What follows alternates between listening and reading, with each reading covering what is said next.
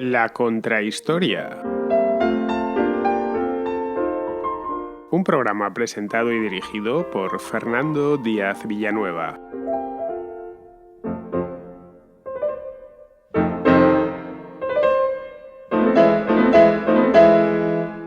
La Ilustración fue un movimiento de mediados del siglo XVIII originado en Francia y que se expandió rápidamente por el resto de Europa occidental. En palabras del filósofo prusiano Immanuel Kant, quien dio su propia definición de este movimiento, la Ilustración, y esto es textual de Kant, significó el abandono del hombre de una infancia mental de la que él mismo era culpable. Pues para el propio Kant, como para el resto de los ilustrados, hasta ese siglo XVIII los hombres se habían empecinado en no hacer uso de su razón y dejarse llevar por las supersticiones, incluida, por supuesto, la superstición religiosa. De partida, estos ilustrados eran mayoritariamente burgueses que reflexionaron sobre el carácter de los estados y la necesidad de superar los gobiernos absolutos para lograr una sociedad de hombres libres e iguales, acabando de este modo con los privilegios de los monarcas y de la nobleza. Se consideraba que aquí se encuentra el fermento mismo de la Revolución Francesa del año 1789, ya se sabe, de la toma de la Bastilla y las subsiguientes revoluciones liberales ya en el siglo XIX, incluidos por supuesto todos los movimientos de independencia hispanoamericanos. A partir de este momento, la Ilustración fue vista como uno de los motores de progreso de la humanidad. De ahí que ha habido numerosos estudios que han decidido ampliar el concepto, tanto cronológicamente, incluyendo muchos autores desde la segunda mitad del siglo XVII, como especialmente siendo una de las construcciones historiográficas más recientes la llamada Ilustración escocesa, que veremos en el programa de hoy. Hoy el adjetivo ilustrado es aplicado a todas aquellas personas cultas, bien educadas y que abogan por un desarrollo racional de la sociedad. Sin embargo, ¿hasta qué punto la Ilustración fue ese motor de desarrollo y en qué medida todo lo que hoy consideramos como ilustración fue tal? Pues bien, eso es lo que vamos a abordar hoy en compañía de Alberto Arín, que nos va a ayudar a ver las sombras de ese mundo conocido como el siglo de las luces.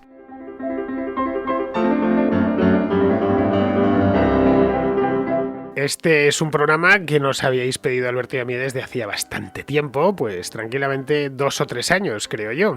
Este de la Ilustración.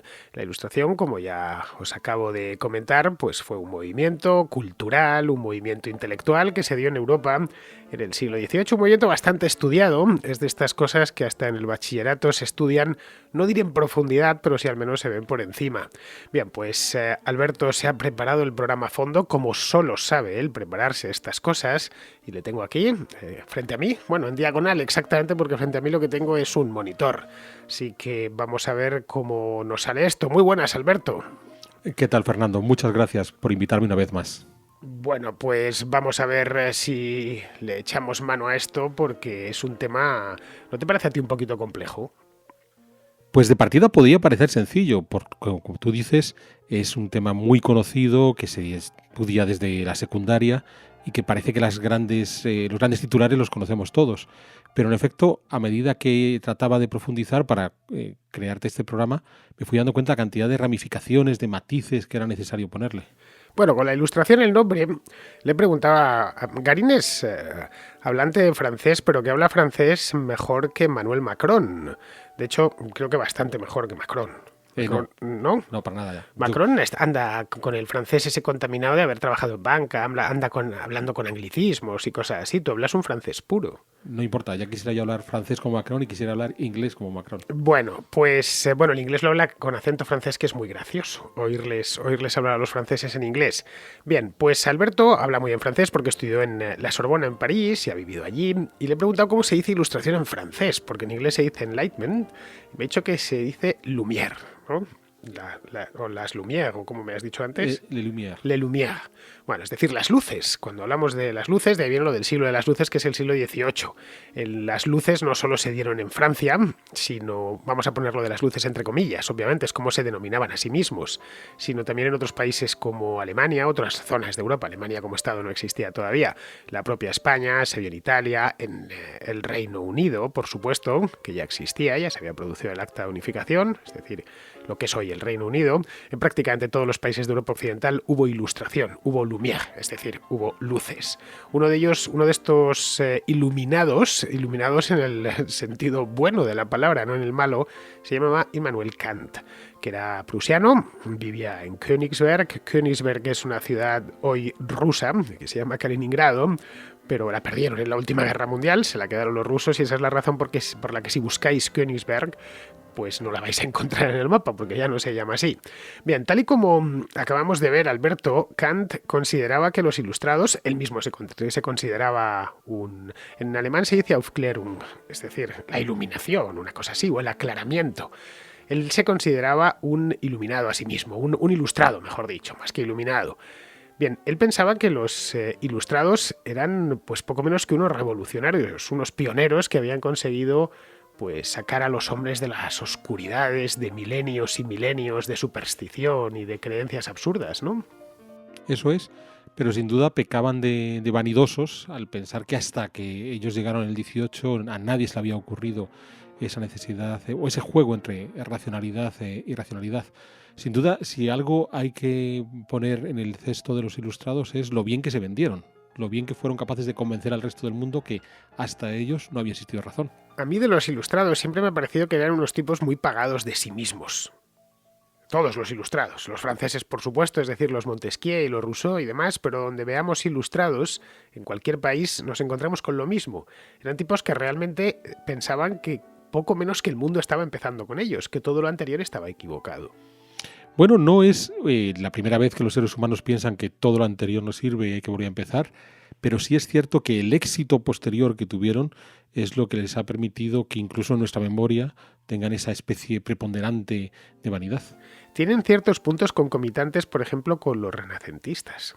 Eso es, cuando miramos hacia lo que hemos visto en dos contras previas sobre el Renacimiento, estos que después eran calificados de humanistas, pues esa academia platónica florentina también está en ese punto de menos mal que hemos llegado nosotros, porque si no el mundo se iría a la oscuridad. Bien, ¿cuándo tú darías comienzo a la Ilustración? Hablamos del siglo de las luces, como el siglo XVIII, pero se había producido ya en el siglo XVII en parte de Europa lo que se conoce, o se ha conocido después como Revolución Científica. Eso podría ser una primera ilustración, no sé, Leibniz, por ejemplo, sería un protoilustrado, o el propio Newton. Lo que pasa es que ahí estaríamos entrando en entender bien qué es ilustración y qué es lo que pretendían los ilustrados, y por eso la Revolución Científica del XVII es clave, dado que en este siglo XVII estos científicos que tú citas, Leibniz o Newton o Galileo o los demás, han establecido una especie de mundo perfecto en la física, unas leyes que en principio parecen normativas absolutas, después veremos con Einstein que no es así, y lo que quieren en el siglo XVIII estos ilustrados es llevar ese concepto de la física, esa especie de mundo perfecto físico, al mundo social. Entonces vamos a crear el mundo social perfecto. Sí, la Ilustración en cierto modo fue creer que la sociedad es como un reloj. Es decir, el mundo, convertirlo en el mundo humano, no el mundo físico, convertirlo en algo así como un reloj. Y los relojes podemos ponerlos en hora, podemos ajustarles la hora al segundo.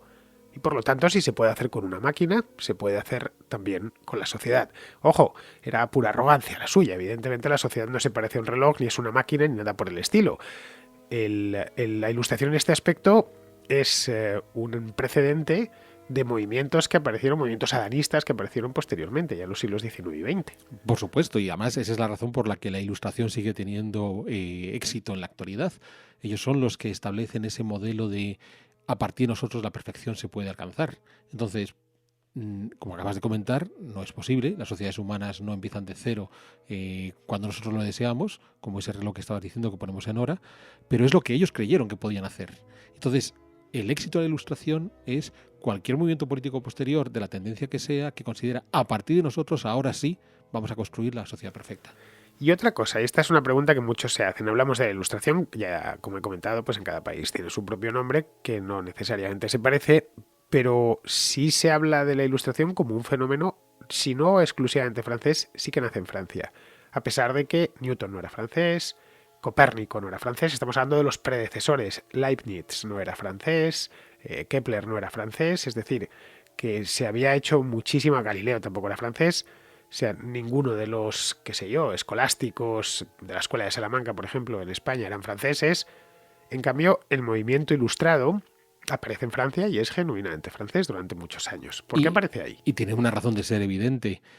Dado que lo que pretenden estos ilustrados francófonos es establecer ese modelo perfecto de Estado, la solución pasa por centralizar todo el poder y después reestructurarlo.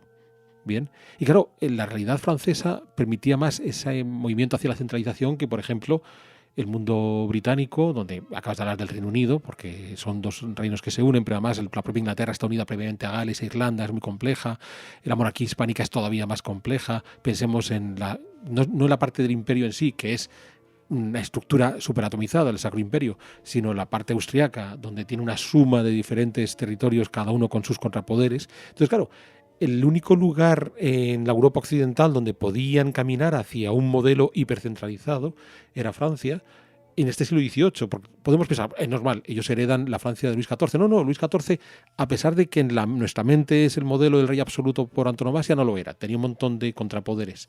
Lo que los ilustrados quieren es eliminar esos contrapoderes y generar los que ellos piensan que son los contrapoderes válidos. Es decir, empezar de cero. Eso es. Un poco como se había hecho en ciertos ámbitos, como por ejemplo el de la astronomía, donde Copérnico empieza de cero. Bueno, colocando la Tierra en otro sitio del que había estado. En realidad, Copérnico no tanto empieza de cero. Hay dos razones por las que te digo no empieza de cero. La primera es porque ya en el mundo griego se había intuido que a lo mejor la Tierra no estaba en el centro.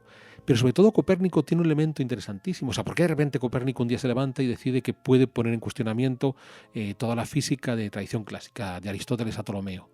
Pues porque cuando él empieza a plantear estas ideas para 1498, hasta la publicación definitiva hacia los 1540 por ahí, se ha descubierto América. Entonces, para la gente de finales del 15, principios del 16, el mundo había cambiado de forma radical. O sea, pongámonos en el siglo XXI y que nos digan, oiga, es que no conocíamos la mitad del planeta, acabamos de descubrir. Porque claro, no solamente estamos hablando de América, estamos hablando del Pacífico. Entonces, para Copérnico ha llegado a América. Imagínense toda la vida de Copérnico. O sea, Copérnico comienza a ser un hombre activo intelectualmente cuando ya se sabe que Colón ha llegado a un sitio raro, y muere cuando se ha dado la vuelta al mundo, cuando se ha descubierto el imperio de los mexicas, cuando se ha conquistado el imperio de los incas, y esas noticias fluían hacia Europa. Entonces, claro, todo era cuestionamiento constante de lo que hasta ese momento había sido la realidad geográfica, astronómica, física del mundo. O sea que la revolución era previa. O sea, la revolución científica sienta sus bases. O sea, que tengamos en el siglo XVII a todo este grupo de científicos, bien, a un Kepler, a un Tycho Brahe, a un Galileo, y después a Leibniz o a Newton. ¿Por qué esta gente se cuestiona una tradición que llevaba 2000 años? Porque la realidad ha venido a cuestionársela. Que hemos descubierto la otra mitad del mundo que no conocíamos. Entonces, a partir de ahora sí podemos poner en duda lo que un Aristóteles o un Ptolomeo habían dicho. Claro, hasta el siglo XV, más allá de las costas europeas, las gentes sencillas pensaban que habitaban los monstruos y las gentes cultas no podían dar una respuesta de lo que había. No. Entonces, pero no es antes que no hubiera una respuesta, es que no había nada. O sea, vale, si la Tierra fuera esférica, pues daremos la vuelta como planteaba Colón y llegaremos a China. Pero claro, que Colón dé la vuelta y se encuentre un continente totalmente desconocido, poblado, una cantidad de culturas, civilizaciones de las que no se sabía absolutamente nada, insisto, para estas gentes fue algo... Y de las que la Iglesia no había dado cuenta. Claro, no está en la Biblia.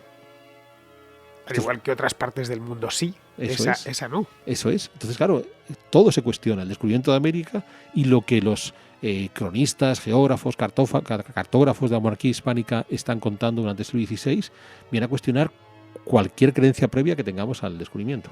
Bueno, pues vamos a dar paso ahora por última vez ya esta semana, por cierto, y única vez a lo largo del programa, a este consejo publicitario de Endesa que tanto ha gustado a los contraescuchas, a los de la contracrónica, a los de la contrahistoria. Espero que os guste también. Es de Endesa y nos habla, pues como el otro día, de movilidad eléctrica. Está claro que la movilidad eléctrica es el futuro, pero ¿es posible acercarla a todos los ciudadanos?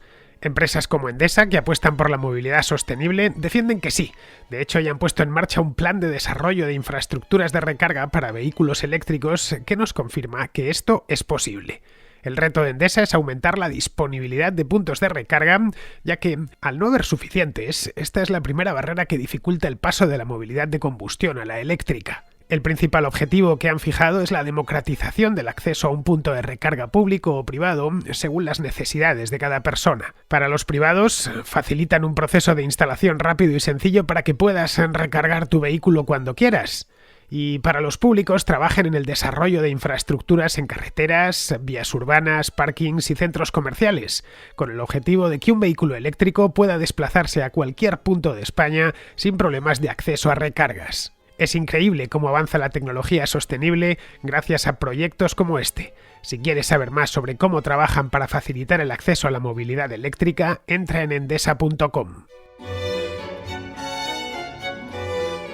Bueno, Alberto, tú básicamente lo que estás proponiendo es que, lo que nos estás poniendo aquí sobre la mesa es que la revolución científica, que es del siglo XVII, básicamente en el terreno de la física, como acabamos de ver, pues surge de toda esa información que no existía en el siglo XIV, que empieza a vislumbrarse en el siglo XV, que en el siglo XVI ya está completamente disponible, y que son esos geógrafos de las Indias y que han estado navegando por el mundo y describiéndolo.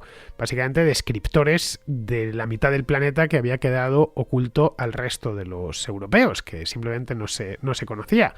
Y aquí, en esto tenemos una serie de precursores cuyos nombres son muy desconocidos y prácticamente todos ellos o son españoles o son portugueses. Eso es. Desconocidos hoy, pero no en el siglo XVI o a principios del siglo XVII. Sin duda, el historiador González Fernández de Oviedo, con su Historia Natural de las Indias, es el más relevante de todos ellos. Claro, ¿qué es lo que está contando Fernández de Oviedo en su libro? Pues que hay un mundo gigantesco al otro lado del Atlántico, con una serie de civilizaciones de las que no se sabía absolutamente nada, pero también con una botánica, con una fauna, con una flora totalmente desconocida y que, por supuesto, los sabios del mundo clásico jamás hubieran podido hablar de ellos. Pero hay otros tipos, un Alonso de Santa Cruz, eminente cosmógrafo, o Andrés García de Céspedes, que ya es contemporáneo de Galileo, que se mueve también en el terreno de la cartografía y la matemática. Todos estos están haciendo una producción científica que era conocida en esta Europa de principios del siglo XVII, finales del XVI, principios del XVII, que es la que a la larga viene a plantear a gentes como Brahe, como Kepler, como Galileo, que el mundo no es como se había pensado que era en los últimos 2000 años. Claro, y esto era algo que sucedió, digamos, de una manera muy repentina. Hombre, el descubrimiento es repentino. En apenas 3 generaciones. Sí, el descubrimiento es repentino, pero en efecto son 3 generaciones que van asumiendo progresivamente el hecho de que las estrellas, tal como se ven desde América, no es como se veían desde Europa, además de que América sea un continente del que no se sabía absolutamente nada. Y esto les da una serie de pistas a estos científicos, o estos protoilustrados, y es que hay ciertas cosas en el mundo que se observan y que son universales. La estrella polar siempre va a estar ahí, no se va a mover. Bueno, la estrella polar se mueve, las estrellas se mueven, pero en el curso de la vida de un ser humano pues no percibimos su movimiento, bueno, ni en la de muchas generaciones. Es decir, valores fijos a los que poder agarrarse. Que es donde va a cimentar su física Newton. El hecho de decir, bueno, podemos cuestionar la física aristotélica, pero podemos crear una física alternativa, mejor documentada, donde podemos establecer esos valores absolutos. Hay una singularidad y es que en esta cimentación de la nueva ciencia hay un precursor clave que es Francis Bacon, el creador, uno de los padres del método científico, esto de la observación, la validación de los datos, la verificación y demás. Pues bueno, cuando Francis Bacon plantea por primera vez su método científico, lo va a hacer en una obra literaria, La Nueva Atlántida, una utopía, es una más de las muchas que se hacen en el siglo XVI-XVII. Pues bueno, la Nueva Atlántida, Francis Bacon la sitúa frente a las costas de Perú, en el Pacífico. Son un grupo de navegantes que naufragan frente a esta isla. Entonces allí encuentran esta comunidad de sabios que han sido capaces de entender la realidad de una manera mucho más racional. Y cuando estos sabios quieren comunicarse con estos recién llegados, pues utilizan lo que ellos, los sabios, consideraban que eran las lenguas nobles propias del mundo científico, que son el hebreo, el griego clásico, el latín y el español. Entonces, el muy inglés Francis Bacon considera la Nueva Atlántida que la única lengua franca que en ese momento podían tener estos sabios de la Atlántida con gente recién llegada de Europa era el español. Lo cual tenía hasta cierto punto lógica, porque estos cosmógrafos españoles no eran tipos metidos en un laboratorio, en un estudio. En muchos casos se habían embarcado en las flotas españolas y habían hecho las observaciones in situ, desde la mitad de un océano. Eso es. En un esquife. Eso es, ya fuera del Atlántico y del Pacífico. Pero además esta gente publicaba y esas publicaciones eran conocidas. Y entonces un erudito del siglo XVI, principios del XVII, que quisiera tener acceso a estas publicaciones, pues algunas correrían en latín, pero otras, la primera versión iba en español. Entonces, o esperabas a que te las tradujeran a tu lengua materna o tenías que saber español para poder leerlas. Y con este ambiente ya que se ha creado a mediados del siglo XVII, bueno, a mediados del siglo XVI, mejor dicho, a partir de aquí es donde realmente empieza la revolución científica, o lo que se conoce como revolución científica, que empieza esencialmente con Galileo. Eso es. Resumiéndolo mucho y siendo consciente de que muchos de nuestros escuchas podrán matizar lo que vamos a contar ahora. Esta revolución científica del 17 podemos establecer 3 grandes etapas. Una inicial con Francis Bacon y el establecimiento de ese método experimental. O sea, vamos a utilizar una fórmula mediante la cual podamos verificar lo que estamos investigando. Hay una segunda etapa a mediados del 17 con Descartes y su método cartesiano, donde lo que va a hacer Descartes es cuestionar la autoridad, sobre todo de Aristóteles, porque hasta ahora lo que se decía es, bueno, si la realidad dice A y Aristóteles dice B, la razón la tiene Aristóteles. Lo que Descartes nos va a decir es, no, si nuestra razón, a partir de ese método científico de Bacon, nos dice algo contrario a Aristóteles, el que estaba equivocado era Aristóteles. Y entonces, ese uso de la razón, ese validar la razón frente a una tradición aristotélica, es lo que va a llevar a gentes como Newton o como Leibniz a tratar de establecer una física sobre unas leyes perfectas. Y aquí permíteme 30 segundos que recordemos cuando estudiamos en el colegio la gravedad de Newton y demás. Lo que Newton hace es, a partir de una primera observación física, la famosa manzana, o como fuera, él genera una fórmula matemática donde hay unos elementos, una invariable que es la gravedad, que va a tener siempre la misma dimensión, y después las variables diferentes que son los pesos. Entonces lo que Newton quiere decir es, si esta fórmula matemática se puede aplicar de manera universal en toda la Tierra, es que mi observación física es válida. Entonces, no es que yo establezco un principio físico, sino establezco un principio matemático y a partir de ahí es como hago una, entre comillas, ley absoluta en la física. Pues bueno, con eso ya tenemos los cimientos para que en el siglo XVIII los ilustrados franceses se pongan a hacer experimentación social. Claro, lo que tenemos es que se pueden derivar leyes de la observación, leyes que son aplicables en cualquier tiempo y lugar. Esencialmente consiste en eso. Es decir, la gravedad funciona en la Inglaterra del siglo XVIII, en la España del siglo XXI o en la antigua Roma del siglo II después de Cristo. Luego, la organización social se puede aplicar de la misma manera. Si hiciéramos el mismo análisis racional cartesiano y estableciéramos los mecanismos variables e invariables con los que jugar, sí. Y es cuando aparece pues toda esta gente, básicamente franceses, en el siglo XVIII, empezando a diseñar la sociedad de manera, entre comillas, científica. Eso es. Porque, claro, ellos no son los primeros que han estado mirando a las sociedades, que han estado estudiando las sociedades. Entonces, la reflexión sobre cómo el carácter del Estado, cómo funciona, es algo que podemos encontrar en el 16 con la Escuela de Salamanca. Bien, de nuevo, al hilo del descubrimiento de América, porque tenemos un Estado o unos incipientes estados que sabemos cómo funcionan después de una tradición de 1000 años de mundo medieval, pero es que nos hemos encontrado una serie de civilizaciones al otro lado del mundo que tienen otra forma de organizarse, incluso cómo integramos a esas civilizaciones en el mundo occidental. Entonces esa Escuela de Salamanca, ya en el 16, está analizando cuál es el carácter del Estado, cómo se organiza, pero sin tener como objetivo final la creación de una especie de Estado modélico, perfecto, tabla rasa, empezando de cero para cambiarlo todo. Claro, porque a veces se piensa, equivocadamente, que los ilustrados son los primeros que hacen una reflexión general sobre la sociedad de Occidente. Es decir, es la primera vez que Occidente piensa sobre sí mismo y empieza a aportar soluciones para organizarse mejor. Esto se había hecho previamente.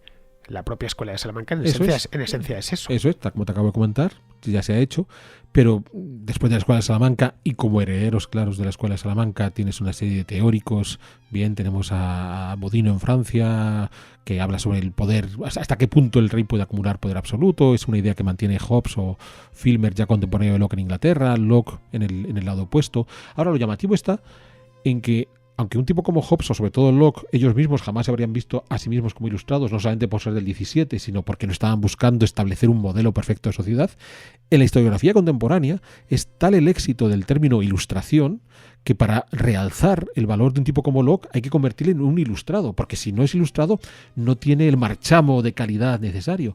Que esto, por ejemplo, nos lleva a la otra contradicción de, por ejemplo, incluir a teóricos escoceses contemporáneos de estos franceses ilustrados, tipos como Hume o como Adam Smith. Hoy hay libros que hablan de la ilustración escocesa. Entonces ya hemos logrado darle también ese plus de calidad a los escoceses, a pesar de que si algo caracteriza a un Hume es ser terriblemente escéptico con cualquier solución absoluta de tipo newtoniana y por supuesto de tipo russelliana. ¿Tú por qué crees que ciertos pensadores como los de la Escuela de Salamanca son tan desconocidos y otros como los de la Escuela de la Ilustración Escocesa, que se llama últimamente, son conocidos pero no para demasiado bien?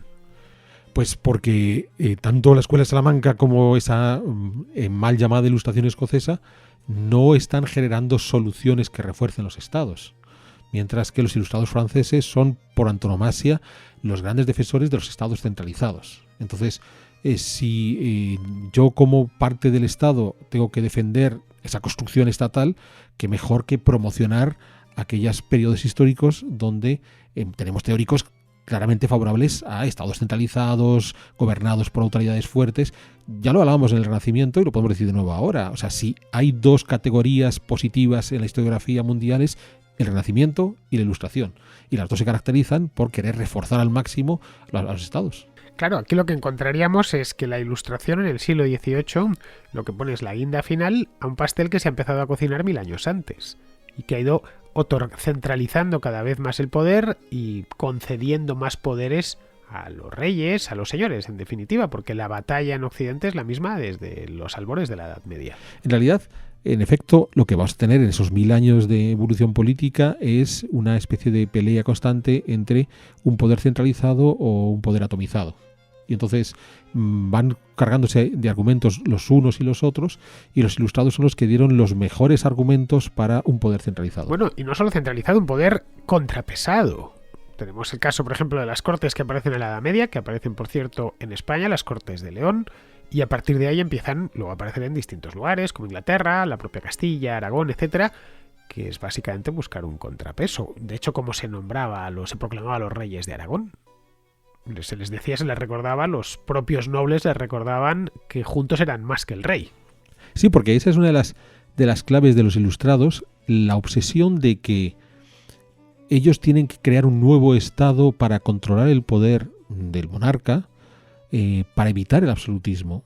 Y entonces, menos mal que llega Montesquieu y nos establece la división de poderes, porque sin él los monarcas eran absolutos. Al contrario, lo que Montesquieu va a hacer es rechazar todos los contrapoderes que existían antes de su época, que eran muchos, que evitaban que los monarcas fueran absolutos, y generar una serie de fórmulas que lo que han hecho es crear sistemas aparentemente democráticos, donde en realidad lo que tenemos es poderes muy absolutos. O sea, pensemos qué ocurre en Hispanoamérica tras los movimientos de independencia a comienzos del 19.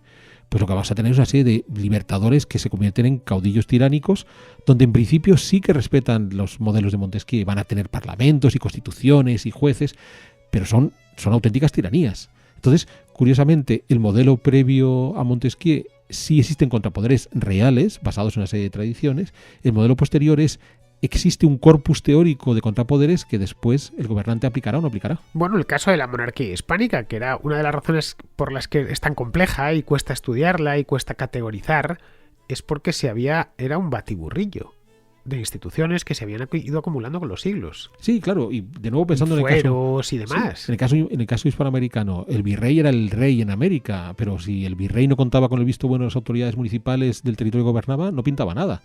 Claro, si eso lo trasladamos al siglo XIX, al siglo XX, es sorprendente porque las autoridades municipales tienen muy poco poder y los gobiernos centrales tienen muchísimo poder. Bueno, la creación de contrapoderes, el caso del Tribunal de la Inquisición, por ejemplo. Esto cuando lo importan los reyes católicos a sus reinos en España, luego posteriormente se lo llevaron ya no los reyes católicos, pero bueno, se lo llevó el rey de Portugal, el Tribunal de la Inquisición, aunque luego ya en tiempos de los Felipes había Inquisición también en Portugal, pero la Inquisición básicamente es una manera en la que el rey tiene un tribunal a su servicio. En efecto, es un tribunal al servicio del rey. Es el tribunal más complejo que podemos encontrar porque se le da una jurisdicción muy especial. Y que afecta a todos los reinos. Y que afecta a todos los territorios. Pero claro, salvo en estas cuestiones de fe, que es la única fórmula que va a tener el rey para poder llevar el agua a su molino, el resto de justicia, siendo el rey la última instancia, hay un montón de justicias intermedias que son ajenas a la voluntad del rey. Es decir, por resumirlo un poco, podríamos, ¿crees que sería aventurado afirmar, y cuando digo afirmar es afirmar, que Luis XVI a finales del siglo XVIII tenía más poder que Luis XIV, a pesar de Luis XIV era el rey sol y todo lo que el Estado soy yo y demás, o que Carlos III, uno de los reyes de España que mejor fama tienen, tenía más poder que Felipe II, uno de los reyes de España que peor fama tienen? Sí, sin duda. O sea, según vamos avanzando en el siglo XVIII, uno de los grandes logros de la Ilustración fueron los déspotas ilustrados, o sea, dotar a estos monarcas de la segunda mitad del XVIII de todos los elementos necesarios para eliminar los contrapoderes que habían tenido sus antecesores. El caso de Luis XVI es ejemplar. En el momento que vuelve a recuperar el contrapoder, que es primero la famosa revuelta de los notables de 1787 y más tarde la convocatoria de los Estados Generales, en el momento que vuelve a utilizar contrapoderes, pierde esa capacidad absolutista que había sido capaz de acumular. Pero podíamos ir más lejos. Tiene más poder hoy Macron en el siglo XXI que tuviera Luis XVI a finales del XVIII. Bueno, y quien dice Macron dice el primer ministro o el presidente de cualquier país. Sí, porque esa es la gran herencia de los ilustrados a la que no nos paramos a pensar tranquilamente. Generar una construcción política que la mayor parte de los ciudadanos acepten, porque que es el principio de Rousseau, ¿no? O sea, libremente cada individuo quiere formar parte de una sociedad donde su voluntad propia queda bajo el bien común, que es a lo que realmente aspiramos todos. Es decir, por llevárnoslo a América, el virrey de Nueva España tenía menos poder que López Obrador. Ah, por supuesto. O el capitán general de Guatemala que el actual presidente de Guatemala, Alejandro Yamatei. Eso es. Esto es chocante cuando lo dices, pero la cruda realidad y lo que se deriva de los textos y de las fuentes es eso mismo. Eso es, y eso es la gran trampa de la Ilustración, que nos han hecho pensar que afortunadamente gracias a la Ilustración tipos todopoderosos como el virrey de Nueva España ya no vuelven a existir, y entonces hoy López Obrador no tiene el poder absoluto que tuvo el virrey, cuando es todo lo contrario.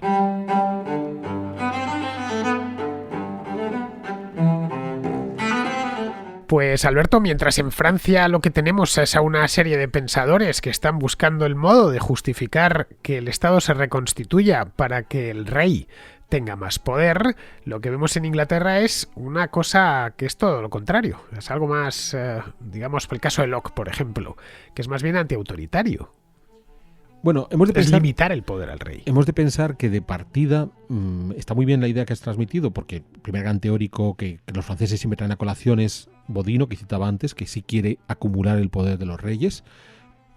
Recordemos que en principio los ilustrados posteriores a Locke no era ese su objetivo. En principio, bien, después veremos en detalle qué es lo que están buscando.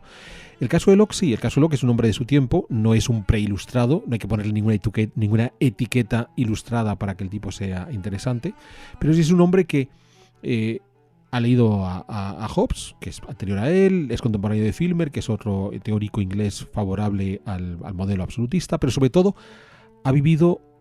ha conocido la dictadura de Cromwell, ha conocido las veleidades absolutistas de Carlos II de Inglaterra, es firme partidario de lo que ha ocurrido en la Revolución de 1688, porque no le gusta esa sensación de que tengamos un rey todopoderoso que decida sobre todas las cosas, aunque tenga las mejores intenciones del mundo. Pero yo digo, Locke no es que un día de mañana se levante y diga yo voy a inventar mi liberalismo, sino que habiendo vivido una dictadura y un intento de tiranía, no me gusta ese modelo, sé que hay modelos alternativos porque en la tradición inglesa ese modelo existe. Solo que Locke basa todo ese juego de contrapoderes en lo que llamamos pensamiento posesivo. ¿Y qué es eso, el pensamiento posesivo? Esto creo que es una garinada, ¿eh? No es por nada. No, esto nunca lo había leído, de eso de pensamiento posesivo. No, hombre, los que estudian estas cuestiones de la filosofía inglesa anglosajona del 17-18 lo tienen muy claro. El pensamiento posesivo, recordemos esas variantes que ya utilizaba un Grotius o que utilizaba un Hobbes, ¿no? La diferencia entre el iux y la lex. El iux son los derechos naturales que tenemos los seres humanos por ser seres humanos, bien, y la lex son las herramientas que creamos para proteger esos derechos. Entonces, en el mundo británico, el iux, el derecho inicial, es que poseemos ciertos bienes y la lex tiene que protegernos de aquella gente que nos quiere retirar esos bienes. Entonces, en este mundo anglosajón, lo que va a suceder es que solo cuando tienes propiedades puedes generar una ley que proteja esas propiedades. Bueno, pero el pensamiento posesivo, por lo que veo, es el pensamiento de los seres humanos, básico, nuestra manera natural de discurrir. En realidad no, porque si pensamos cómo funciona el derecho romano, es al revés. En el derecho romano partimos de que es el modelo de la creación de una ciudad, ¿no? En el momento que tú creas una ciudad, juntas una serie de personas que tienen derechos a ser ciudadanos y después de haber hecho la ciudad, ellos adquieren propiedades. Entonces, en el modelo latino, que es el que teníamos la monarquía hispánica, por ser seres humanos tenemos derechos y porque tenemos derechos podemos adquirir propiedades. En el modelo anglosajón es al revés. Por ser seres humanos tenemos propiedades y porque tenemos propiedades podemos reclamar derechos. Vale, entiendo la diferencia. Bueno, nos estamos metiendo ya más que en terrenos históricos, en terrenos filosóficos, pero bueno, la Ilustración como tal es un movimiento eminentemente filosófico. Sí, y en principio la Ilustración... Y que tiene como derivación la política. Sí, y en principio la Ilustración bebe de estas dos fuentes, ¿no? Tanto la anglosajona como la latina. O sea, al final sí que hay unos derechos, vamos a ver cuáles son esos derechos y se van a proteger a partir de unas leyes. Bien, claro, como veremos en el caso de Rousseau, lo simplifica mucho. No importa cuáles sean tus derechos, lo más importante es la voluntad popular. Entonces los seres humanos estamos hechos para vivir en una sociedad y nos plegamos a lo que esa sociedad nos diga que tenemos que hacer. ¿Y la voluntad popular, según Rousseau, en qué se sustancia? Pues se sustancia en el hecho de que, a pesar de que los seres humanos nacemos como seres de luz, absolutamente bondadosos, que es algo que en la pedagogía contemporánea todavía encontramos pedagogos que van con esa idea, ¿no? La de no hay que tocar a los niños porque son seres de luz a los que hay que dejar que es lo habitual hoy. Se desarrollen ellos solitos. Bien, y es la sociedad la que te perturba, la sociedad en la que te lleva por mal camino. Sin embargo, inevitablemente vivimos en sociedad y por tanto libremente los individuos decidimos vivir en esos grupos sociales y decidimos plegarnos a lo que la sociedad nos diga que tenemos que hacer. Entonces, no es una imposición de la sociedad sobre el individuo, aquí Rousseau no deja de ser un poco contradictorio, sino que el individuo quiere plegarse a esa voluntad popular. Luego hay otro elemento que todavía no hemos abordado, ni siquiera de refilón, y que era fundamental en las sociedades europeas del siglo XVII y XVIII, que, bueno, tan fundamental que se mataban por él. Estoy hablando de la religión. Una de los cocos, de los enemigos de los ilustrados, fue la religión, que ellos lo asociaban con la superstición, la oscuridad, etcétera. Hombre, ahí es muy interesante, es normal, hay que pensar que desde la reforma de Lutero a comienzos del siglo XVI hasta la paz de Westfalia, durante casi 150 años, los europeos se masacraron, bien, con especial ahínco en la zona de Alemania, de la actual Alemania. Entonces, claro, eso sí genera ciertas reticencias frente a la religión. O sea, es que la gente se mata por cuestiones religiosas. Ahora bien, es muy curioso porque lo que va a suceder después de la Guerra de los 30 años, tras la paz de Westfalia, es el establecimiento de una cierta tolerancia. Pero una tolerancia que hay que matizar muchísimo. Un buen ejemplo es lo que ocurre en la Inglaterra de finales del 17 y principios del 18. O sea, cuando ya por fin se establece ese modelo de la Casa de Hannover, claramente vinculada a la Iglesia anglicana, a pesar de todo se respeta a los católicos, pero marginándolos. O sea, si tú quieres ser católico, perfecto, pero olvídate de acceder a la función pública, de tener ciertos privilegios. Entonces, tú crees lo que quieras. Bueno, es lo que hace Luis XIV en esa misma época, pero con los protestantes, los que quedaban. El edicto de Nantes, básicamente se limpia el trasero con él y decide perseguir a los protestantes, que es cuando empiezan a salir ya directamente. Sí, pero Luis XIV es más salvaje que los Hannover en Inglaterra, porque los Hannover sí tienen esa tolerancia, pero es una falsa tolerancia, porque lo que sucede es que, ya digo, marginan socialmente a los que no estén en su religión. Hay que pensar una cosa muy interesante del siglo XX. Tony Blair, que fue primer ministro de Gran Bretaña, se hizo católico, pero la conversión de Tony Blair al catolicismo él la declara públicamente cuando ya deja de ser primer ministro, porque él es consciente de que a pesar de que su fe ya llevaba al catolicismo antes, no puede un primer ministro de Bueno, eso siempre lo denunció Paul Johnson, que es católico, el historiador británico, de cómo esa minoría, que no es tan minoría, que luego es algo así como un 10, un 12% de los británicos, han tenido 1000 problemas. Pero 1000 problemas, en cierto modo, un apartheid religioso. Pero entonces, esto no nos tiene que sorprender porque a pesar de toda la conflictividad y todos los daños terribles de las guerras de religión, por ejemplo, estos científicos que citábamos antes, un Newton, un Leibniz, eran profundamente religiosos. Es más, Newton escribió muchísimo más sobre teología que sobre física. Bien, andaba viendo el otro día y decía, bueno, pues del 100% de lo que escribió Newton, un 30% es física y un 70% es teología. Bien, el propio Leibniz es un tipo que va a ser muy criticado después. Voltaire hacía muchas burlas sobre él, porque Leibniz decía, es que no puede haber un mundo mejor que el nuestro porque es la obra perfecta de Dios. Esa era la justificación para explicarlo.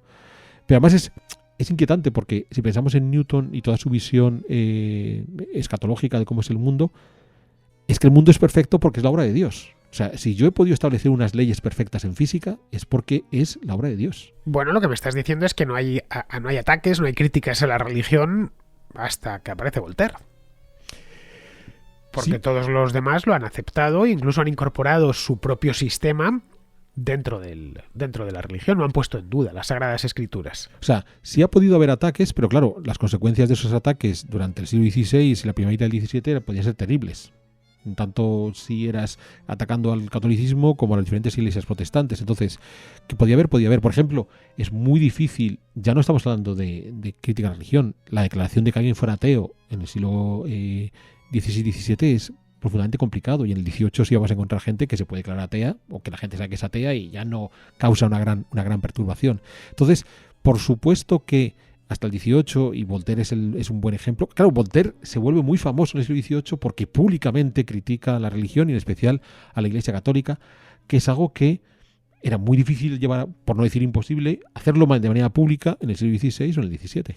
¿Y a qué crees que se debe eso? Pues a esas guerras de religión. O sea, las guerras de religión acaban un siglo antes. Por eso es por lo que, a partir de la paz de Westfalia, progresivamente la gente va pudiendo plantearse alternativas, hasta que 50 años después de la paz de Westfalia llegue un Voltaire que ya abiertamente pueda criticar la religión. Y que no le suponga un coste. Es decir, Voltaire a mediados del siglo XVI, si se declara ateo, le hubiera supuesto seguramente la hoguera. Le habrían quemado inmediatamente. El que lo hubiera atrapado, daba igual que hubieran sido católicos, que calvinistas, que luteranos, lo mandaban a la hoguera. Era directamente impensable. Bueno, eso sucede en lugares donde la religión está muy inflamada, en lugares de nuestro mundo estoy hablando. En ciertos lugares del Islam, por ejemplo, donde, bueno, podrían llegar a contemplar que seas cristiano o judío, pero el ateísmo directamente ni lo contemplan. O sea, yo tengo una experiencia propia muy interesante. Cuando yo trabajaba en el Sultanato de Omán en los años 90, tuve un compañero que en una charla con los obreros omaníes, que eran todos musulmanes, se declaró ateo. Fin de la relación social de ese muchacho. O sea, nadie más volvió a dirigir la palabra. Claro, era impensable. Era impensable. Entonces, daba igual si el resto del equipo podíamos ser tan ateos o más que él.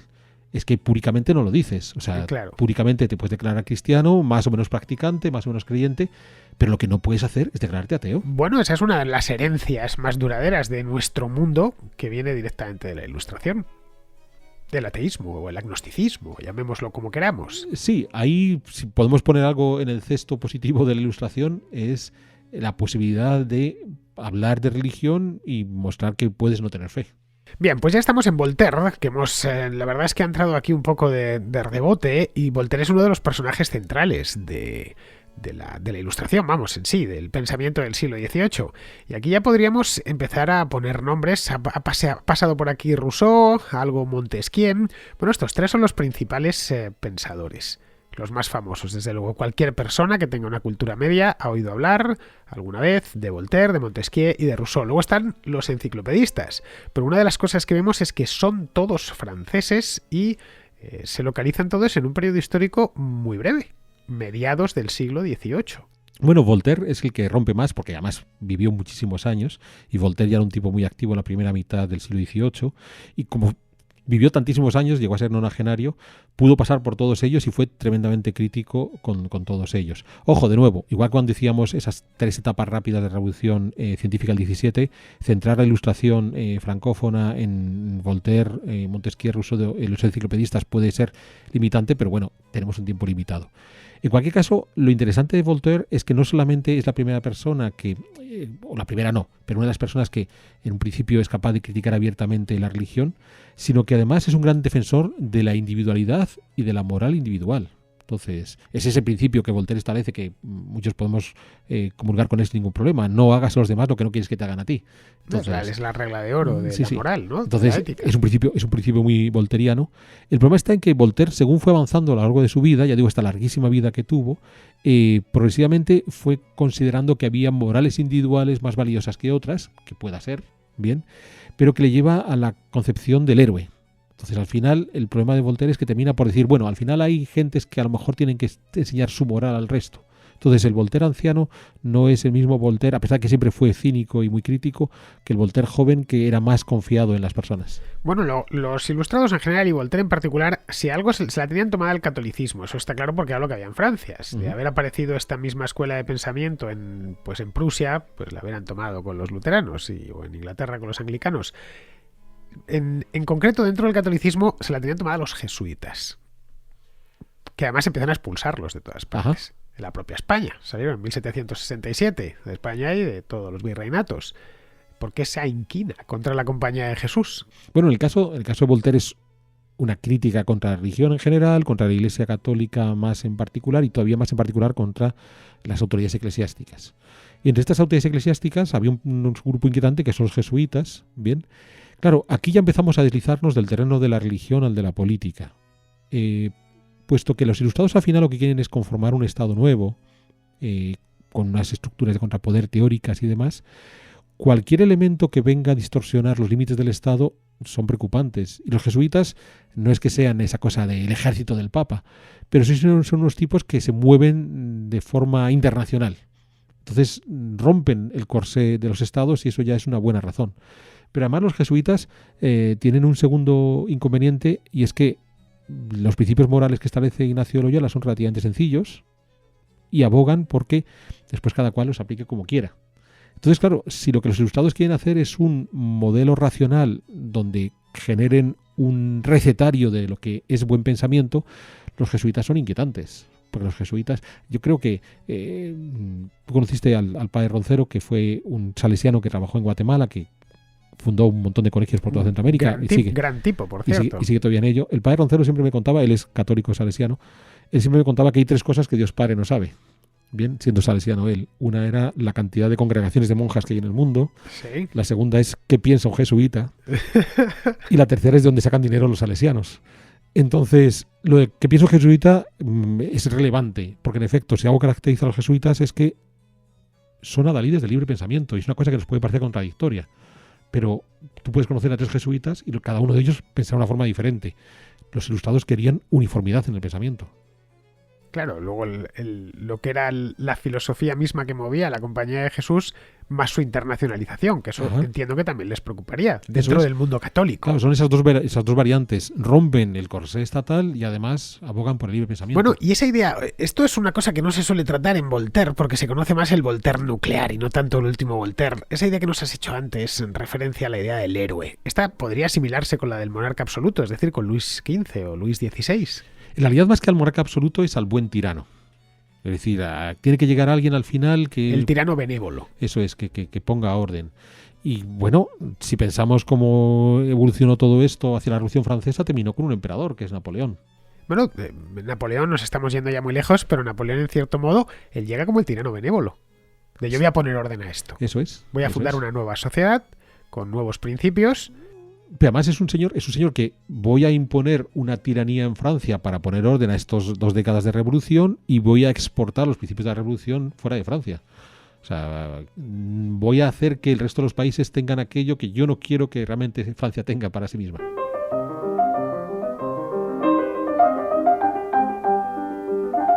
Y llegamos, Alberto, a uno de los personajes centrales, uno de los que más ha dado que hablar, especialmente a los aficionados a la ciencia política, o eso que llaman ciencia política, que es Montesquieu.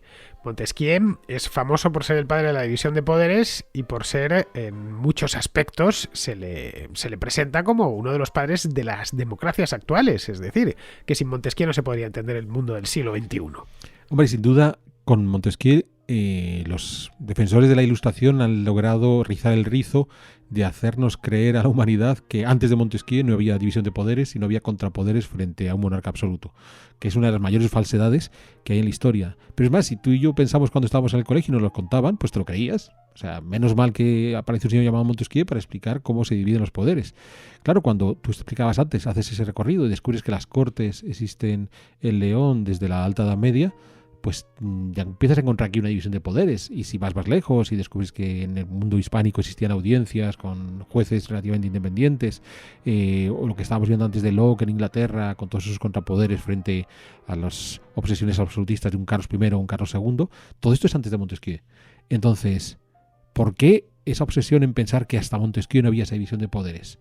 Pues porque lo que él plantea es eso que ya hemos repetido varias veces en el programa de hoy: hacer tabla rasa. Lo que ha habido hasta ahora no ha servido. Yo voy a crear el modelo que sí va a funcionar.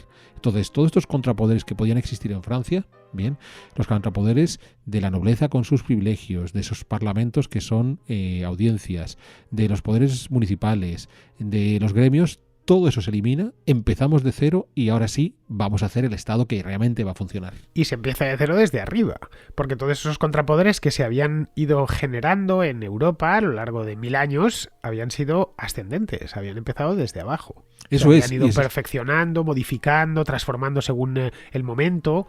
Y eso es, como te decía hace un momento, el gran riesgo que hemos asumido a partir de la Ilustración, cuando durante el siglo XIX y en el siglo XX y hasta la actualidad nos encontramos con que si seguimos el recetario de la organización política de Montesquieu, en principio estamos en una democracia. En principio estamos...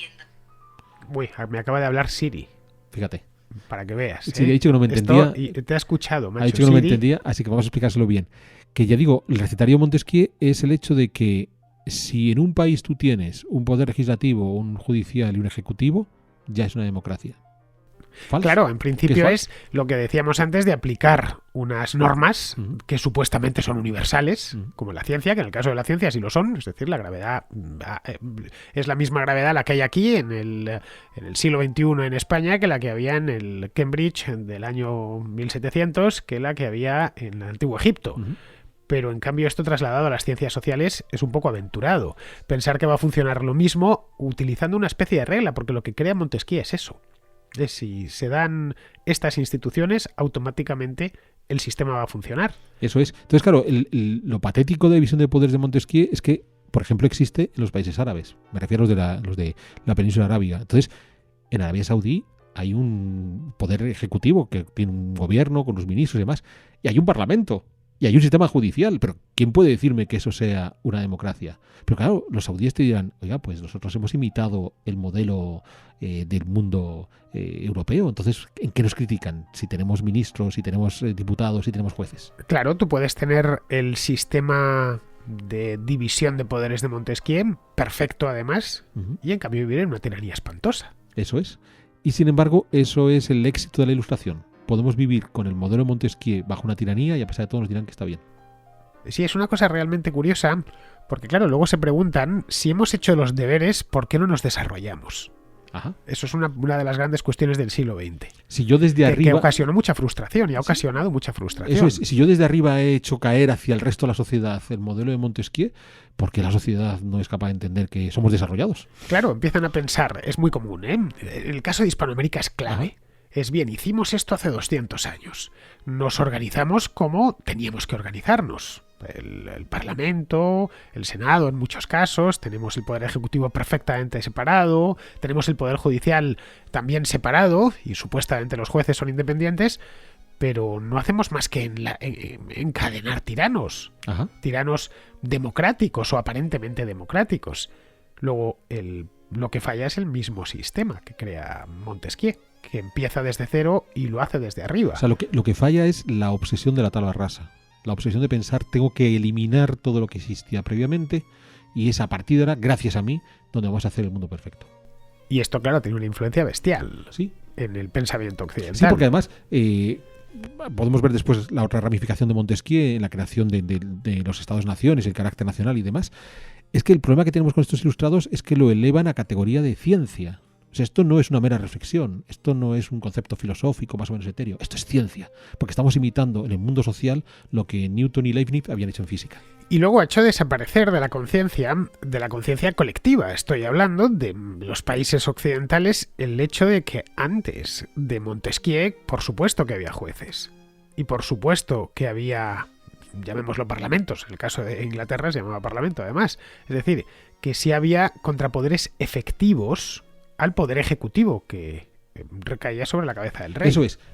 pudieran no ser contrapoderes perfectos, pudieran ser contrapoderes que incluso abusaran del poder que tenían desde ese contrapoder, ¿bien? O sea, los privilegios de la nobleza a la larga podían ser un agravante para los siervos que esta nobleza tuviera.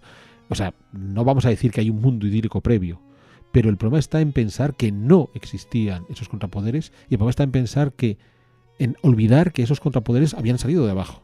O sea, que no era la autoridad superior la que tenía que establecer el modelo. Bueno, el caso de los fueros en España creo que es muy paradigmático en este aspecto. Son normas que el pueblo le pone a los reyes, al gobernante, y le exige aceptarlas. Sí, porque además lo curioso de los fueros, si estamos yendo al mundo medieval, cuando uno los lee, es que si bien es cierto que muchas veces en el preámbulo es el rey quien otorga y demás, el fuero está escrito por los habitantes del lugar, o sea, dan los límites, pues de tal tierra, de tal cerro, o sea, es una cosa muy local, muy construida, con muchas variantes propias del sitio, y lo que hace el rey es decir, oye, que sí, que estoy de acuerdo con esto que habéis decidido. Es decir, que es una carta otorgada, pero una carta otorgada no del monarca al pueblo, sino del pueblo al monarca. Es una carta otorgada a partir de una carta elaborada por el pueblo. Es una cosa muy curiosa porque en principio es el rey quien la otorga, pero es el pueblo quien la ha elaborado. Quien la ha elaborado y que le obliga al rey a cumplir esas condiciones. Y solo podrás tener un alguacil, por ejemplo, que va a ser tu representante, pero solo puede haber uno, nada más. Y tiene estas atribuciones. Y no se puede meter en, por ejemplo, la recaudación de los impuestos concejiles. Vamos, cualquier fuero que vayamos en España, y muchos se conservan, podemos verlo y son realmente llamativos. Pero bueno, ¿son los fueros medievales en la península ibérica o son ordenanzas municipales de las ciudades americanas en el 16-17? O sea, todo ese tipo de cortapisas al poder superior existían, que hoy no existen. Y hoy no existen por toda esta filosofía ilustrada aparentemente positiva. Bueno, por no hablar de fueros, por ejemplo, eclesiásticos, que existían también, es decir, que tenían su propio fuero. Y eso era otro contrapoder. Eso es. A título individual, muchas veces. Las universidades tenían su propio fuero. Las universidades de la época. Luego encontramos, por ejemplo, en este mundo previo a la Ilustración, previo al siglo XVIII, como por ejemplo en monarquías múltiples como era la hispánica, había fueros locales de reinos que hacían que, por ejemplo, el caso de Antonio Pérez con Felipe II le costase Dios y ayuda, echarle el guante. Eso es. Antonio Pérez, que formaba parte de la corte de Felipe II, puede huir a Aragón y se puede pasar años el supuesto monarca más poderoso del mundo en echar mano a su antiguo funcionario. Bueno, que tiene que meter el ejército en Aragón. Tiene que ir a mandar al ejército para detener a su secretario. Entonces, eso hoy no ocurre. Trasladémoslo al momento actual. Imaginemos que un traidor, que es de lo que se le acusa a Antonio López, bueno, y de asesinato también, pero un traidor a la patria, lo más que se puede ser, se huye a Zaragoza. Bueno, pues no tiene más que el ministro del Interior llamar a dar orden a la comisaría del lugar o a la Guardia Civil y se le detiene allí en el acto. Y ya está. Y nadie en Zaragoza saldría a protestar como protestaron los zaragozanos de la época. Ajá. Bueno, el propio el Justicia, la Nuza, se pone frente al rey. Eso era un contrapoder. Eso es. Bien, pues todo esto es lo que Montesquieu viene a decir que no existía. Que no debe de existir. No. Bueno, que no existía, y por eso hay que crearlo. Bueno, es un poco la idea que desde niños se inculca a los escolares de antes de las revoluciones liberales del siglo XIX, inspiradas todas en la Ilustración, lo que había era algo así como una especie de despotismos casi orientales, en los que el rey disponía de todo el poder, casi como los reyes aqueménidas de la antigua Persia. Pero ¿no? incluso vamos más lejos, porque cuando nos explica la Revolución Francesa, cuando somos niños, la Revolución Francesa pone fin al antiguo régimen. Entonces, pareciera que hay una sola forma política en el mundo entero que afortunadamente los franceses le ponen fin. Entonces, claro, el modelo de contrapoder de anglosajón no tiene nada que ver con el modelo pactista de la monarquía hispánica, que no tiene nada que ver con esas tiranías cuasi orientales de Rusia. O las repúblicas italianas. Eso es. Y sin embargo, se genera una categoría única, antiguo régimen, que todos... El nombre se lo pone, es Ancien Régime, ¿no? En francés. Sí, se lo ponen durante la Revolución, homogenizando todo lo que ha pasado antes, pero el problema está en que lo asumimos y no nos damos cuenta de que antiguo régimen no es un modelo homogéneo, es una heterogeneidad tan amplia y que hemos olvidado tan fácilmente que por eso los ilustrados tienen éxito. Bueno, vamos a seguir avanzando por los ilustrados. Hemos hablado ya de Rousseau, por encima evidentemente, de Montesquieu. Tenemos a otros elementos ilustrados muy famosos que han alcanzado... Bueno, en estos además no solo tienen fama, sino en este caso buena fama. Me refiero a los enciclopedistas. En este caso hay dos personajes importantes, uno es Diderot y el otro es D'Alembert. Estos básicamente lo que querían hacer era hacer una especie de Wikipedia, si me permitís la licencia, en pleno siglo XVIII. un libro o un conjunto de libros en el que se recogiese todo lo que el ser humano sabía. Eso es una obra admirable, ¿no? En principio. Pues fíjate que la comparación que has hecho es muy interesante porque da pie a un debate muy jugoso. O sea, si algo querían hacer Diderot y D'Alembert era lo contrario a la Wikipedia. Y quiero explicarlo bien. Cuando ellos hacen la enciclopedia, una enciclopedia que tarda muchísimo tiempo, son 30 años, 35 volúmenes, se llegaron a editar 4.000 ejemplares, que pueden parecer muy poco en la actualidad, pero para esa época hace que estén en todas las cortes europeas. Bueno, lo que ellos hacen es establecer qué es el saber. Y lo que no esté en la enciclopedia no es saber. Punto. Claro, Wikipedia es todo lo contrario. Wikipedia es una enciclopedia abierta donde todos los que quieran contribuir con el saber pueden aportar, razón por la cual es profundamente criticada por muchos académicos. Porque claro, el académico, una de las características que tiene algunos académicos, es que él domina el saber. Los demás no saben tanto como él. Y Wikipedia es lo contrario. Bueno, usted sabrá esto, pero yo quizás sé más que usted y puedo enmendarle la plana en la entrada de Wikipedia. Entonces, esa es la razón por la que Wikipedia es tan criticada por muchos académicos y es la antienciclopedia modelo ilustrado. Bueno, por no hablar de que ya existían obras en el pasado, estamos hablando de 1000 años, 1200 años antes de la enciclopedia de Diderot, que es, por ejemplo, las etimologías de San Isidoro de Sevilla, que consisten, les mueve el mismo empeño. Vamos a hacer una recapitulación sobre lo que sabemos. Sí, pero en el caso de las etimologías de San Isidoro en el siglo VI, o hasta una muy previa a los enciclopedistas, que es la de Pierre Bell a finales del XVII, el diccionario histórico, ellos de alguna manera reunían el saber que ellos conocían, pero no aspiraban a decir esto y solo esto era el saber, que es lo que sí pretenden los ilustrados. Entonces los ilustrados lo que van a dar es un paso más allá de decir, no es que yo transmita lo que sé, es que lo que yo sé es el único saber válido y lo que esté fuera de la enciclopedia no vale. Vale, bien, vamos a quedarnos con esta idea. Como veis, ya sabéis que Garín siempre llega y pone el punto distintivo sobre las creencias comúnmente aceptadas. Pongamos por caso que Descartes, ¿cómo se dice Descartes en francés? Descartes. Pongamos por caso que Descartes, yo no sé por qué no escriben Descartes y se dejan de poner una S, una Venga, tal. Dale, no bueno, si Descartes, ya sabéis, yo y las pronunciaciones, ¿eh? Bien, si Descartes nos había abierto la posibilidad de que fuera la razón, la que nos diera a conocer la verdad, que solo podíamos alcanzar la verdad a través del uso de la razón y no necesariamente, es decir, Descartes lo que viene es a acabar con el principio de autoridad. Es que como lo ha dicho fulano, esto tenemos que creerlo a puño cerrado. Ese es uno de sus grandes aportes, como bien nos contabas antes. Bien, con el caso de la enciclopedia se vuelve a imponer de nuevo el criterio, el principio de autoridad, los argumentos ex autoritate. Es que esto está en la enciclopedia, luego tiene que ser verdad. Bueno, pero ahí está el hecho de que muchos seres humanos sí necesitan ese principio de autoridad. Bien, es esta cosa que nos ocurre con nuestros estudiantes permanentemente cuando ellos dicen, no, pero es que estaba en el libro. Como si el libro, da igual cuál sea el libro. O sea, en el momento que la palabra está impresa negra sobre blanco, parece que es una verdad mayor que si solamente está dicha a través de un micrófono, por ejemplo, o dicha en voz alta en la clase. Entonces, esto lo conocemos todos, y más nosotros, posiblemente de niños y adolescentes, lo hemos dicho, es que en el libro decía tal cosa.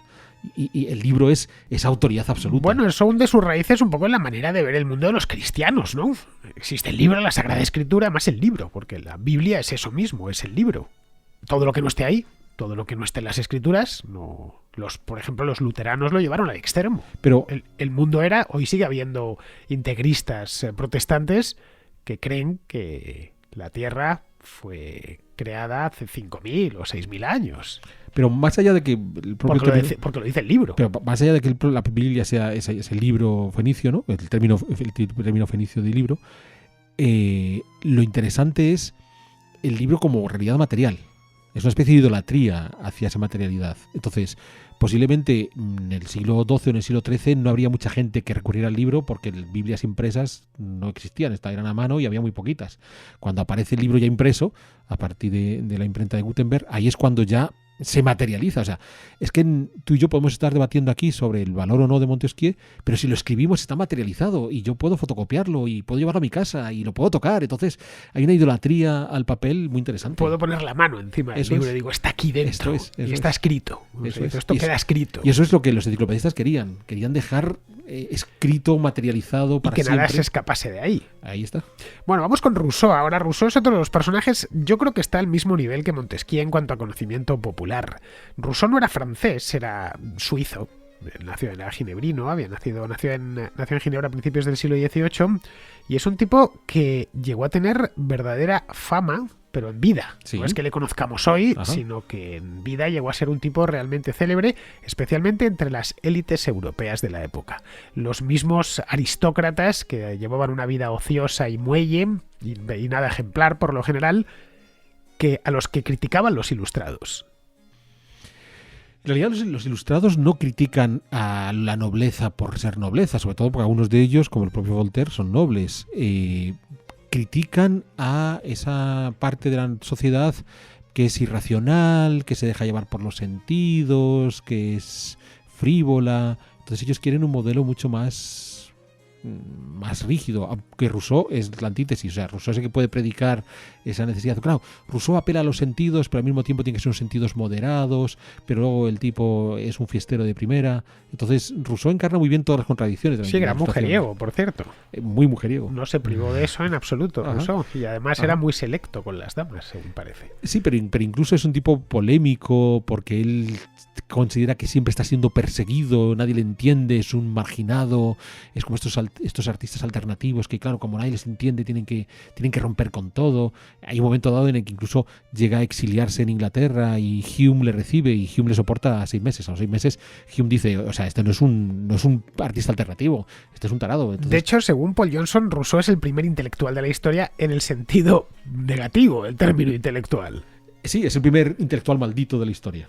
Que juega a lo que, bueno, luego a lo largo de los siglos XVIII, XIX y XX, pues ya, y XXI, ya jugaron muchos, ¿no? A esa idea del intelectual incomprendido, pero que luego, en cambio, nunca le falta el dinero, o que vive básicamente obsesionado con el dinero, que quiere cambiar el mundo a la altura de sus propios complejos y obsesiones, y que su vida personal no tiene nada que ver con lo que está predicando. Nada. O sea, Esto se puede ver luego en otros muchos intelectuales. Es muy curioso su eterna amante, que al final terminó por ser su esposa, pues dependiendo del día la dejaba que se sentara a su mesa, dependiendo con quién comiera ese día, Rousseau la dejaba que se sentara a su mesa o no. Bien, de Rousseau tenemos una obra fundamental, de la cual se derivan, pues yo creo que prácticamente todas las constituciones modernas, que es el contrato social. Bien, esta obra es de las, yo creo, de las obras más influyentes de toda la historia. Sí, porque a partir de ahí no hay demócrata que se precie que no considere que su democracia está sustentada. Si hay un texto escrito, de nuevo, esa pasión por poder tocar, materializar lo que nos interesa. Bien, entonces recordemos, él consideraba que los hombres nacen buenos, van a ser perturbados por la sociedad, lo que decíamos antes del modelo pedagógico contemporáneo, ¿no? Pero sobre todo que a pesar de eso, esos hombres buenos, en su bondad, querían vivir juntos y libremente elegían vivir en esa comunidad y plegarse a la voluntad de esa comunidad, y eso se reflejaba en el contrato social. O sea, nos ponemos de acuerdo todos en el modelo en que queremos vivir. Lo curioso no es que nos pongamos de acuerdo todos, que es una cosa muy legítima y la mejor manera de organizarse una sociedad, sino ese empeño que va a tener Rousseau de decir, es que el resultado, ese acuerdo de ese todos, es bueno. Entonces, si alguien no está de acuerdo con lo de la mayoría, es que si alguien está equivocado. Claro, eso es peligrosísimo cuando vemos lo que ocurre en el siglo XIX y sobre todo en los totalitarismos del siglo XX. O sea, cualquiera que está fuera de lo que ese supuesto consenso se ha alcanzado, hay que rechazarlo, hay que extirparlo de la sociedad. Bueno, pero esa idea de Rousseau, si el contrato social es pura tabla rasa, de nuevo estamos en lo mismo. Ajá. Esto no debió ser muy popular entre los reyes de la época. No es popular. No creo que a Luis XV le gustase que le dijesen, no, mire, vamos a empezar de cero porque está todo mal y entonces vamos a hacer un nuevo contrato social los franceses. En efecto, no es algo que sea popular entre los gobernantes de la época. A la larga hay que pensar que la idea de Rousseau, como es contrato social, es lo que va a ponerse en marcha ya con la Revolución Francesa. Bien, porque es el extremo. ¿Hasta dónde puedo llevar la tabla rasa? Claro, Montesquieu aún dota a los monarcas de herramientas para reforzar su autoridad. Rousseau abre el camino a que el tirano que tenga más fuerza se pueda cortar la cabeza al rey del momento. Claro, y que cree el contrato social. Ese contrato social puede ser cualquiera. Eso es, porque en realidad yo puedo cuestionar al rey porque supuestamente no tiene un aval popular. Entonces yo reúno a un grupo de amigos que hacen mucho ruido, que parece que son mayoría, y ya establezco un nuevo gobierno, tabla rasa y empezar. Ahí tenemos el caso de los bolcheviques, por ejemplo. Eso es. Es pura tabla rasa. Sí. Con nuevo contrato social. Lo de los zares está mal, porque son muy tiránicos, tal cual, digamos nosotros. Pero que en el caso de Robespierre y sus jacobinos. O lo que sucedió durante el terror en la Revolución Francesa. De nuevo estamos en las mismas. Crear un nuevo contrato social que no necesariamente tiene que ser mejor que lo anterior. Pero que es un discurso que en la política contemporánea tenemos en todas partes. O sea, permanentemente estamos escuchando a alguien que dice yo en nombre del pueblo. Entonces el pueblo me da igual que sea los catalanes, que sean los vascos, que sean los españoles, que sean los ingleses. Siempre hay un político que en nombre del pueblo establece un nuevo contrato social que tiene que aceptar la regla del anterior. Bueno, pero aquí nos encontramos con una cosa que es chocante como mínimo. Y es que un movimiento que supuestamente abogaba por la libertad y la emancipación del ser humano, lo que termina es convirtiéndose en una herramienta extraordinaria para los monarcas absolutos, que la emplean además. Sí, porque a la larga, de nuevo, son monarcas absolutos en la segunda mitad del XVIII, de acuerdo, es Federico II de Prusia, es Catalina la Grande de Rusia, es Carlos III en España, es José I en Austria, pero son los libertadores de Hispanoamérica y son los dictadores del siglo XX en Europa. O sea, si es que no es que es un fenómeno que diga, ay, le salió mal la primera vez. No, a partir de ahí, con esos mimbres, el cesto final va a ser siempre este modelo, o vamos a correr el riesgo de que sea este modelo de tiranías. Claro, estos ilustrados estos déspotas ilustrados tienen una virtud, y es que saben adornar su función. Entonces, yo pongo fin a la servidumbre, establezco la tolerancia religiosa, mejoro la educación, llevo a cabo obras públicas, establezco fábricas reales. Entonces, oye, que parece que lo están haciendo bien. No, parece algo positivo en principio, que es el buen tirano, claro. Después hay un montón de regalos envenenados en este conjunto, ¿no? Entonces, bueno, yo pongo fin a la servidumbre, pero a los siervos siguen siendo los tipos marginados, ¿vale? Así un poco lo que ocurre cuando se emancipan los negros en Estados Unidos, pero no les damos derechos, ¿bien? O yo doy tolerancia religiosa, pero si eres católico en Inglaterra lo vas a tener muy difícil, o si eres protestante en Francia lo vas a tener muy difícil. Yo creo fábricas reales que son totalmente ineficaces, nada competitivas y con productos carísimos. Y concebidas solo para que puedan comprar los ricos. Eso es. Entonces, claro, sí que hay virtudes en algunos de los programas políticos que van a cabo estos déspotas ilustrados, pero muchas menos de las que hemos querido ver, y sobre todo necesariamente tenemos que mirarlas con atención porque es el modelo del buen tirano. Y el tirano nunca es bueno, es tirano. Bueno, pero curiosamente el término ilustración se ha escapado desde hace tiempo ya de la parte francesa del siglo XVIII y se empieza a adjudicar lo de ilustrado ya de una manera bastante flexible. Al propio Adam Smith se le llama ilustrado también. Eso es. Ahí es muy interesante, ya lo decíamos antes, cómo, dado que es una etiqueta positiva, cualquier historiador que quiera reivindicar el periodo o los personajes que ellos estudian tienen que ser ilustrados. Y el caso escocés es alucinante. O sea, que Hume o Adam Smith sean considerados ilustrados. O sea, Hume es un hombre terriblemente escéptico. Entonces, si hay alguien que es contrario a los principios absolutistas de los enciclopedistas... Uno de los grandes pensadores del siglo XVIII. Es Hume. Pero en el caso de Adam Smith es muy interesante porque la enciclopedia, el modelo económico que recoge es el de los fisiócratas. La riqueza viene de la tierra. O sea, solo la tierra es capaz de producir riqueza y luego, pues bueno, los comerciantes y los industriales se aprovechan de la riqueza de la tierra. Claro, Adam Smith dice todo lo contrario. ¿Cómo es posible que en el siglo XXI digamos que Adam Smith es ilustrado?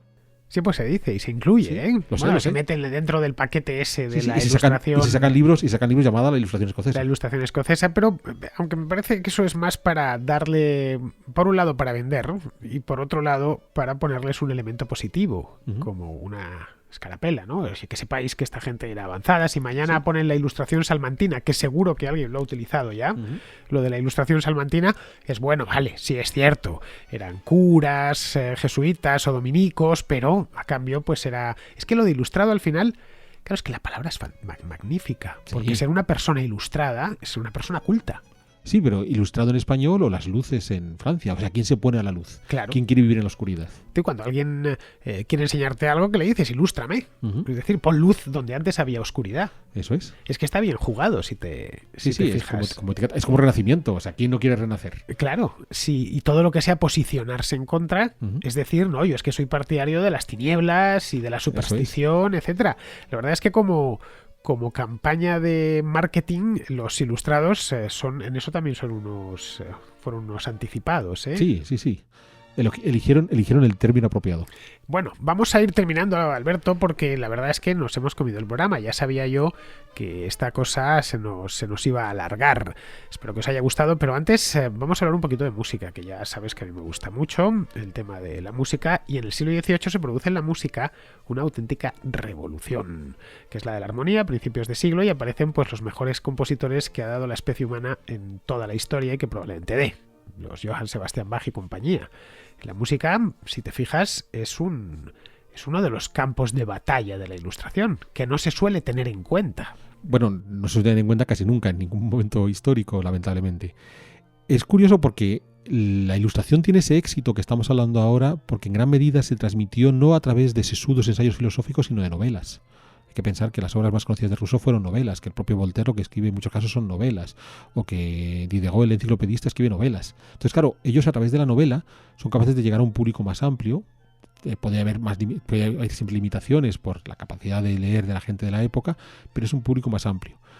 Y eso nos lleva al terreno de la música, porque curiosamente en esta adoctrinar toda la realidad social, ellos pretenden adoctrinar también una de las artes más populares que existían y que sigue existiendo hoy, que es la música. Y aquí hay que tenerlo muy claro. Todos hacemos música, aunque sea en la bañera cuando estamos cantando. Y la mayor parte de la música que hacemos los seres humanos es vocal. Y después, bueno, es el instrumento que llevamos en la garganta, claro. Entonces, claro, la música tiene un riesgo. Y es que o dejamos mudos a la sociedad entera o la música se te escapa de las manos. Y los ilustrados, en efecto, quisieron establecer unas normas para musicales que pusieran coto a las dos grandes tendencias musicales que hay en ese momento, que es, por un lado, la música sacra. Claro, el Voltaire, contrario a la religión, ¿cómo acepta que la mayor parte de la gente, la música más elevada que escuche sea música sacra? Cuando van los domingos a misa, me da igual que sean católicos o que sean protestantes. Y la ópera de origen italiano, que es frívola, que es muy sensual, que habla de pasiones, y no lo consiguieron. Entonces, los ilustrados del siglo XVIII parece que son exitosísimos en ese siglo XVIII. No es tan cierto. Bien, es un proceso mucho más largo. Entonces, tuvieron más éxito a finales del XVIII con la Revolución Francesa, más todavía en Hispanoamérica con la independencia, más todavía en el siglo XX con los totalitarismos. Entonces, es esta corriente intelectual que seguimos viviendo en ella y que ha ido cimentándose con el paso del tiempo y que, curiosamente, cada vez que queramos pensar, bueno, entonces todos los seres humanos ya estamos alienados con los principios de Montesquieu y Rousseau, no. Piensen ustedes que mientras cosas como Despacito o el Baby Shark sean de los vídeos musicales más vistos en YouTube, estos ilustrados todavía tienen la batalla perdida. Habrá esperanza. Habrá esperanza. Todavía habrá esperanza. Seguro que nuestros oyentes nunca pensaron que Baby Shark era la esperanza del mundo, pero es una buena señal. Bueno, pues la señal nuestra es que nos tenemos que ir porque se nos ha hecho el programa bastante largo, pero creo que el tema lo merecía. Ya, como os he dicho al principio, nos lo habéis pedido y queríamos tratarlo con toda la seriedad posible, de una manera lo más erudita, que bueno, pues que esté en nuestras manos hacerlo y abarcarlo todo y que no fuese un tostón. Es decir, que ya sabes que estas cosas suelen ser de historia cultural y demás, suelen ser bastante pesadas, que hacer una visión general del movimiento, de lo que había supuesto, bueno, de lo que ha supuesto, porque esto es algo bastante reciente desde el punto de vista histórico, no estamos hablando de algo que sucediese en el siglo XV antes de Cristo, y bueno, y que se puede aprender de él, y ya que estábamos, hemos puesto un poco de oscuridad sobre la luz. Nos hemos planteado ciertas cosas que normalmente no... Pero para eso está la contrahistoria, caray, no le demos muchas más vueltas. Bueno, Alberto, oye, muchas gracias por volver hoy a la contra. A ver si nos levantan el toque de queda y podemos hacer contras en directo, ¿eh? Sí. Para que puedas venir aquí podemos... Porque es que ahora Alberto no puede salir de Castilla y León. Y bueno, puede salir de Castilla y León. Sí, hombre, para venir aquí me has tenido que hacer esta carta de que vengo a trabajar. Por la noche no puedes salir, claro. Lo que no puedes hacer es por la noche regresar. Por la noche, claro. Ese es el problema. Hay un toque de queda que a las 12 de la noche pues no se puede salir a la calle. Así que ese programa que hacemos de la Contrahistoria en directo, que llevamos 2 meses sin hacerlo, pues empezamos a las 10. Claro, no le daría tiempo a Alberto a volver a su casa. Muy bien, pues despídete de la audiencia, de tu amada audiencia, que yo sé que te quiere mucho, Alberto. Pues una vez más, Fernando, te agradezco que me hayas invitado y para mí ha sido un reto este trabajo sobre la ilustración. Espero que lo que queríamos transmitir haya quedado claro. Muy bien, pues con esto, queridos amigos, mañana creo que tenemos contraportada, si no me equivoco, así que nos escuchamos ahí en la contraportada. Hasta mañana, amigos.